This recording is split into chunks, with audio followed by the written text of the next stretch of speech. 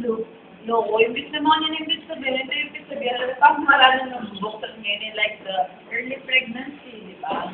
Sabagay, nakalipin mabubuktot anak na ka. And, sa panagilitan, lalo kayo ang process na rin. Bakit sila mabubuktot na lang? Pero sabi dati ng instructor, di ba? Pag siya teenager, dadanda mo munang mapusok din. Kaya hindi mo kasi, di ba? Sabagay, uwagin sa yan.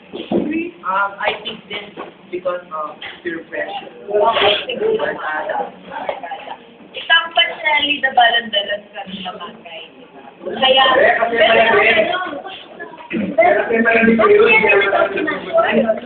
pero alam mo, sa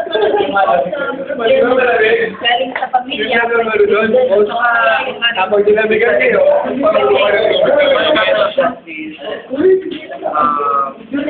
the willingness to experience. and I can also the curiosity. Hindi kaya dito tayo, Joya. Alam mo, dapat kasi sa ganyan, nagiging open din tayo eh. Sa bagay, tayo open na open-minded. Kaya, dapat maging open-minded. Sabi nga nila, kung ano yung tama,